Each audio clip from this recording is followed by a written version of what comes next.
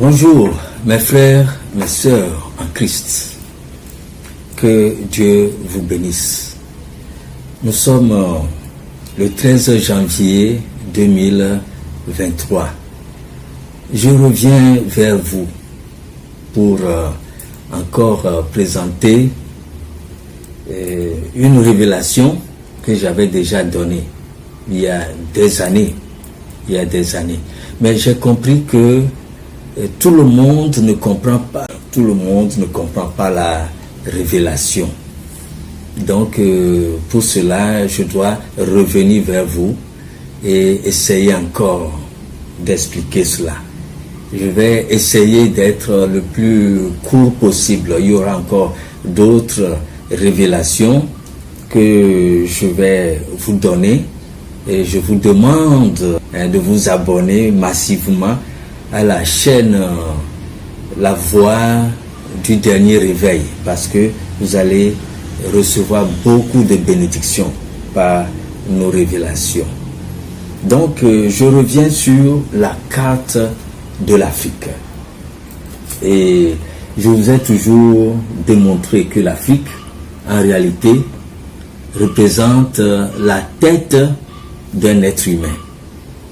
Alors, excusez-moi, je dois me bouger un peu. Qui peut me dire qu'il ne voit pas une carte, une tête humaine dans cette carte de l'Afrique? Regardez le front. Le front est là. Le nez est là. La lèvre supérieure est là.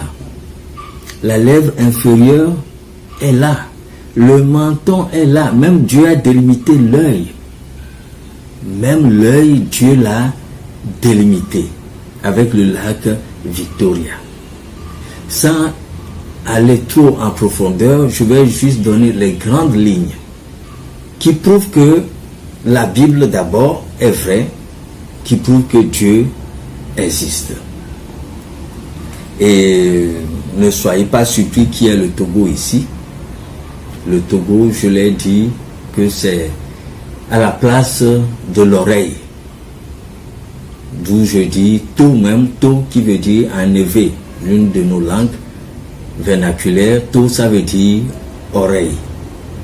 Tobago, la boîte de l'oreille. Et le Togo, j'ai toujours dit qu'il est comme un homme, un personnage.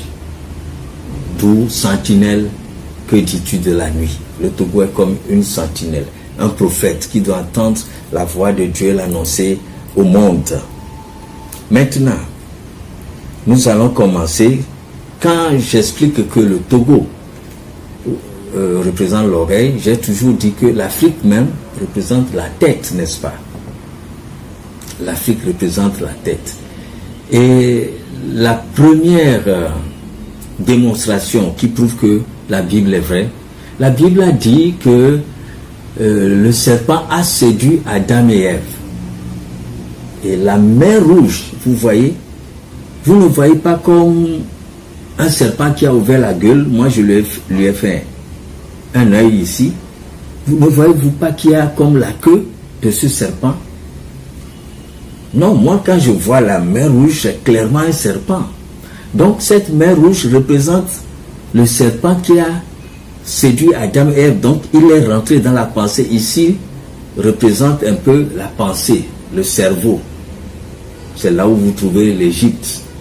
Donc, vous voyez cette mer qui a trouvé une faille ici et qui est rentrée dans la pensée de l'homme. Comme il a été dit dans le livre de Genèse que le serpent a séduit Adam et Ève. Et puis, curieusement, vous remarquez où les géographes appellent cette mer la mer rouge. Je lui ai donné un peu l'apparence rouge ici. Parce qu'il paraît qu'à une certaine période, il y a des algues de couleur rouge qui donnent à l'eau un peu cette couleur rougeâtre. Mais on l'appelle mer rouge. Et curieusement, quand vous allez dans Apocalypse 12, on nous parle du serpent ancien, du serpent qui a séduit Adam et Ève dans le jardin, mais on nous dit que où on illustre ce serpent comme étant le dragon rouge. Alors vous suivez un peu, ce serpent ancien est illustré dans l'Apocalypse comme un dragon rouge. Jean a vu un dragon rouge. Et ça ne vous surprend pas que la mer Rouge a cette apparence rouge au point qu'on lui donne le nom de mer Rouge. Ça dit par période, ça a une apparence rouge.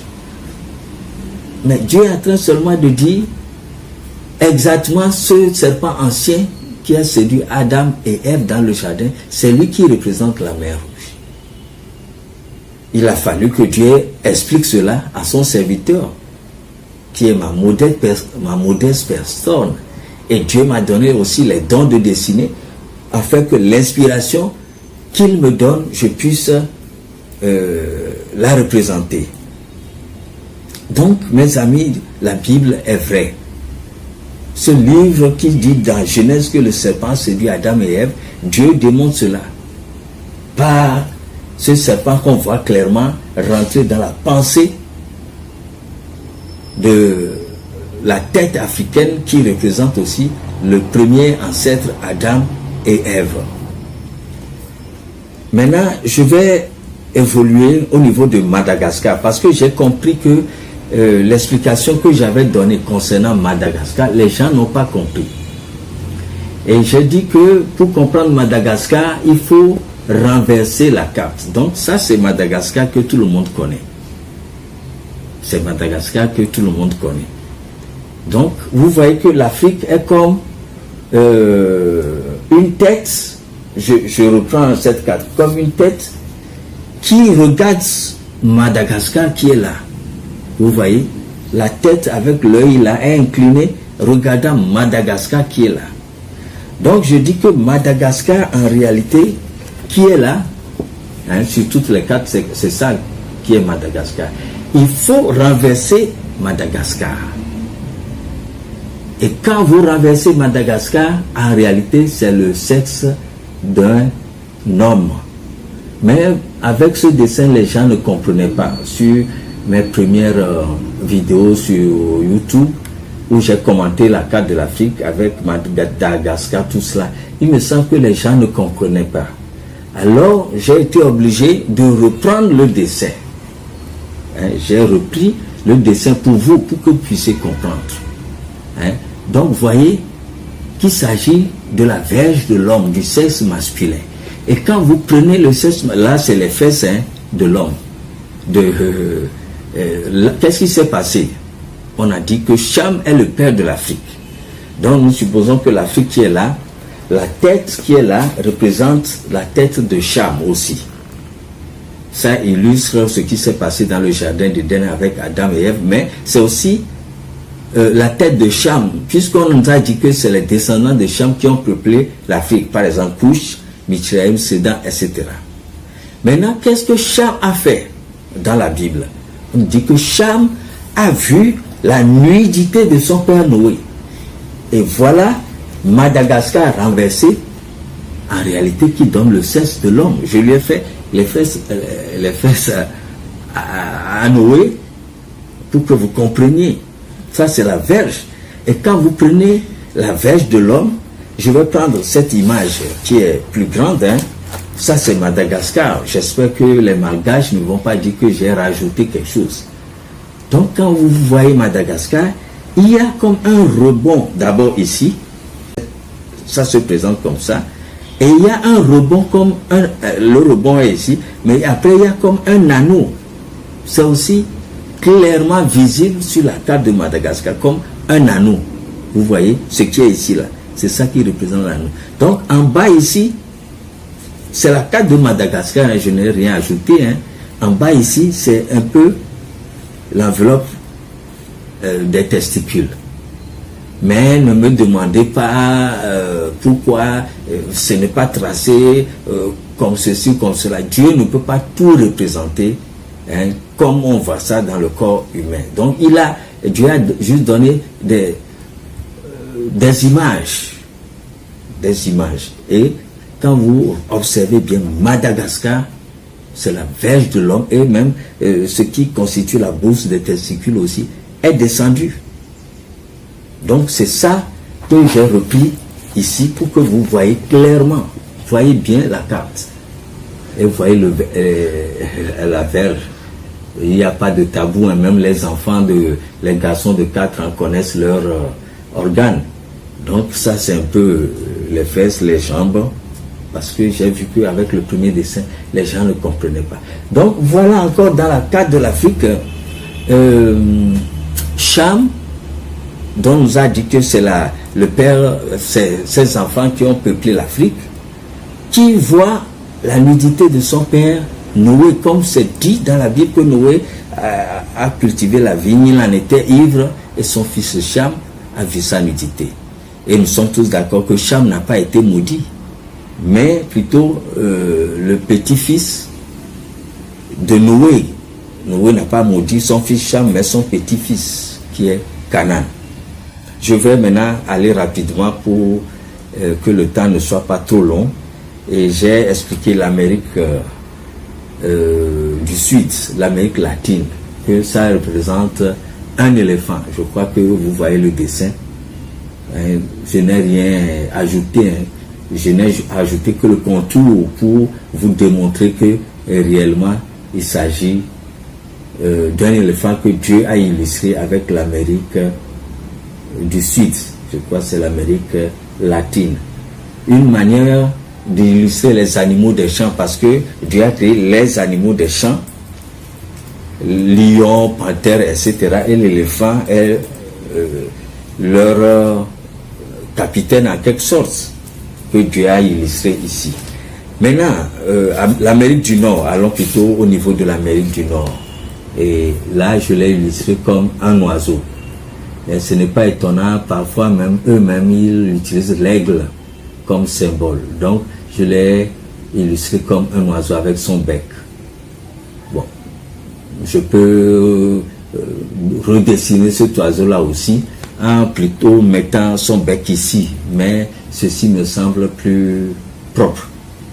Plus propre. Maintenant, ça c'est l'Amérique du Nord que je représente comme un oiseau. Dieu a créé aussi les oiseaux. L'Australie, voilà l'Australie que je représente comme un chien, par exemple un mouton. Ça représente les animaux domestiques, l'Australie. Vous voyez vous-même la carte de l'Australie. Vous voici, vous ne ressentez pas cela. Donc, Dieu a représenté les animaux des forêts, il a représenté les animaux domestiques aussi, qui sont à la maison. Maintenant, pour le bloc Euro-Asie, je l'ai illustré comme un dragon. D'ailleurs, en Asie, le dragon est très vénéré chez eux. Donc, pour moi, c'est un dragon, je lui ai fait un œil avec la queue. Vous voyez. Donc, j'ai repris tout cela en un bloc, toutes les cartes du monde en un bloc. Vous ne pourriez peut-être pas voir cela très bien, mais vous voyez le bloc où j'ai repris tous les continents et l'Afrique qui se trouve être la tête. L'Afrique qui est la tête. Donc, juste pour dire que même les cartes du monde prouvent que Dieu existe. Et si quelqu'un vous dit que la Bible n'est pas vraie, dites-lui qu'il est en train de se mentir. Vous voyez le livre de Daniel, qui a été écrit des centaines d'années avant Jésus-Christ, ou du moins qui a été mis sur papier et qui a été repris proprement. Quand vous prenez ce livre de Daniel, toutes les prophéties, ce que Jean a vu, excusez-moi, je vais en venir. Ce que Jean a vu, c'est dans l'Apocalypse. Ça s'accomplit à la lettre. Mais le livre de Daniel, il a vu une statue, etc. Mais tout cela s'est accompli à la lettre. Jusqu'à aujourd'hui, ce qu'on attend, c'est la pierre qui va tomber de la statue et qui va mettre les pieds en morceaux et qui fera que la statue va s'écrouler. Et cette pierre-là, c'est Jésus-Christ. Et donc, nous tendons vers cela. Mais les royaumes qui se sont succédés, les royaumes perses, babyloniens, médi-perses, tout ça, Grèce, royaume romain, tout cela, jusqu'aux pays qui ont commencé l'Union ou qui ont commencé l'Europe, est déjà dans le livre de Daniel. Et cela s'est accompli à la lettre. Quand vous prenez le livre d'Esdras, même les familles, on a cité des familles. Donc vous pensez que quelqu'un va s'asseoir, inventer des noms, mentir, et puis tout faire quoi? Dans le livre d'Esdras, même les familles qui sont revenues de la captivité de Babylone sont mentionnées. Et quand vous prenez le Nouveau Testament, dans certains livres, vous voyez la généalogie de Jésus jusqu'à Adam. Donc, la Bible est vraie. Ceux qui veulent contester la Bible, c'est leur problème. On a même vu qu'en tout temps, on a découvert l'arche de Noé. L'arche de Noé sur le mont Ararat. Des scientifiques en ont fait un documentaire. On a même vu un crâne qui a circulé sur Facebook, un gros crâne qu'on suppose, dont on dit que ça peut être le crâne de Goliath. Et même aujourd'hui, parfois, il y a des personnes très élancées, plus de 2 mètres. On voit cela sur YouTube, etc., qui sont présentées comme des personnes hors normes. Ce qui veut dire que quand on disait qu'il y avait des géants sur la terre, tout cela, c'est vrai. Oh Seigneur, je veux m'arrêter. Excusez-moi. Je veux m'arrêter. Il y aura beaucoup d'autres révélations. Dieu insiste. Dieu insiste. Shalom. Merci beaucoup.